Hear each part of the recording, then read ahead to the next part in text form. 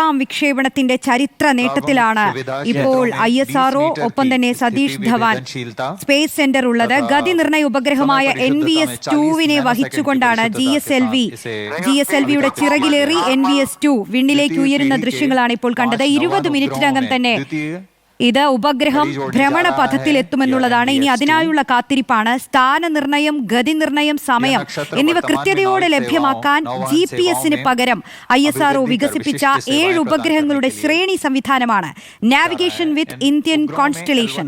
ഈ സംഘത്തിലേക്കാണ് ഇപ്പോൾ NVS-2 എത്തുന്നത്.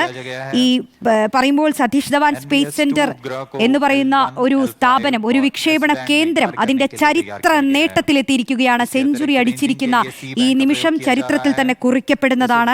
2 വർഷത്തിനിടെ തന്നെ ഒട്ടേറെ വാണിജ്യ വിക്ഷേപണങ്ങളും നിർണായകമായ പല ദൗത്യങ്ങളും വർഷങ്ങളായി തന്നെ നടത്തിവരുന്ന ദൗത്യങ്ങൾ അതെല്ലാം വിജയകരമായി പൂർത്തിയാക്കുന്നതോടുകൂടി തന്നെ ഒരു വിശ്വസ്ത വിക്ഷേപണ കേന്ദ്രമായി ശ്രീഹരിക്കോട്ട മാറിക്കഴിഞ്ഞിരിക്കുന്നു. അല്ലേ വെങ്കി? യെസ്, അതെ പ്രേക്ഷകരെ, ഇപ്പോൾ നോക്കൂ, ശ്രീഹരിക്കോട്ടയിലെ 100-ാമത്തെ വിക്ഷേപണം വിജയകരമായി പോയിക്കൊണ്ടിരിക്കുന്നു, വിജയത്തിലേക്ക് അടുത്തുകൊണ്ടിരിക്കുന്നു. 1979 ശ്രീഹരിക്കോട്ടയിൽ ആദ്യ ഉപഗ്രഹ ദൗത്യം ഉണ്ടാകുകയാണ്.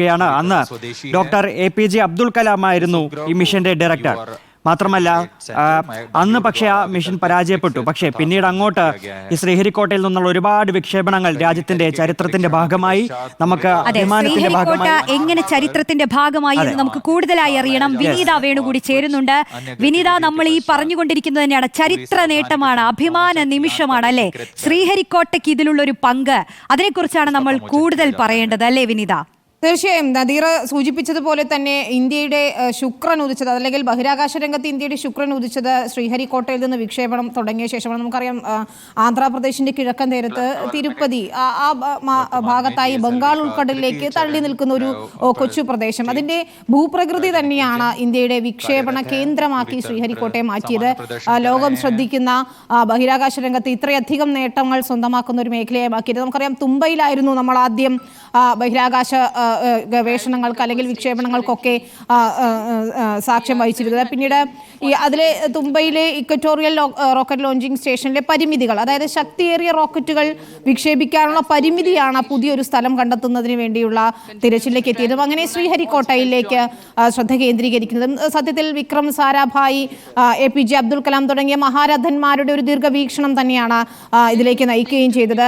1969 വിക്രം സാരാഭായിയുടെ നേതൃത്വത്തിലുള്ള സംഘമാണ് ശ്രീഹരിക്കോട്ടയിൽ അവിടെ ആ സ്ഥലം കണ്ടെത്തുന്നത്. ഏറ്റവും പ്രധാനപ്പെട്ട കാര്യം, അവിടെ അന്ന് ജനവാസമില്ലാത്ത വിശാലമായൊരു മേഖല, അതിനെക്കുറിച്ചുള്ള അന്വേഷണം, ഒപ്പം ഭൂമധ്യരേഖയോട് ചേർന്നുള്ള ഏറ്റവും അടുത്തുള്ള സ്ഥലം എന്ന് തന്നെയാണ് ഏറ്റവും പ്രധാനപ്പെട്ട ഒരു കാര്യവും. അതുകൊണ്ട് റോക്കറ്റ് ലോഞ്ചിങ്ങിന് ഏറ്റവും അനുയോജ്യമായ ഒരു സ്ഥലം എന്ന രീതിയിൽ തന്നെയാണ് ശ്രീഹരിക്കോട്ട തെരഞ്ഞെടുക്കപ്പെടുന്നത്. 1979 ഓഗസ്റ്റിൽ SLV-3 എന്ന റോക്കറ്റ് വിക്ഷേപിച്ചുകൊണ്ടാണ് ഇപ്പോൾ നമ്മൾ കാണുന്ന ഈ സെഞ്ചുറി നേട്ടത്തിന്റെ തുടക്കം എന്ന് പറയുന്നത് അത് തന്നെയാണ്.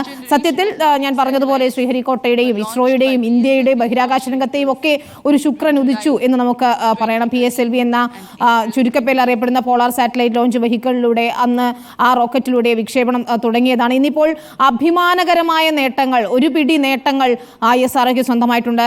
ചന്ദ്രയാൻ ആകട്ടെ, മംഗൾയാൻ ആകട്ടെ, അങ്ങനെ നിരവധിയായ നേട്ടങ്ങൾക്കരികിൽ നിൽക്കുമ്പോൾ ശ്രീഹരിക്കോട്ടയുടെ പങ്ക് വളരെ വലുത് തന്നെയാണ്.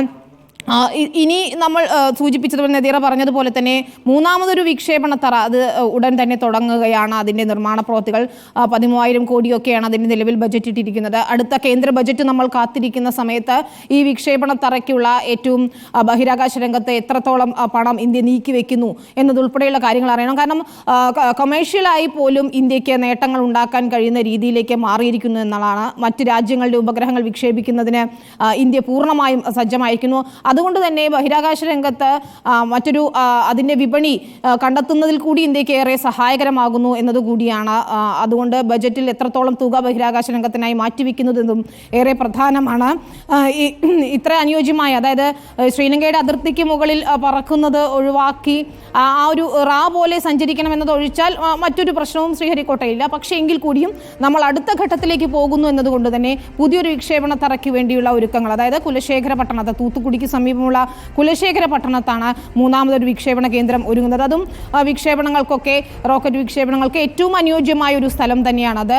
ഏതായാലും ശ്രീഹരിക്കോട്ട ഇപ്പോഴും നമ്മുടെ ഏറ്റവും പ്രധാനപ്പെട്ട ഒരു കേന്ദ്രം തന്നെയാണ്. ലോകം ഉറ്റുനോക്കുന്ന ബഹിരാകാശ രംഗത്തെ പ്രധാന സ്പോട്ട് തന്നെയാണ്.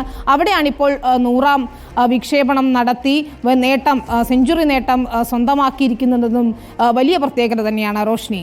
Yes.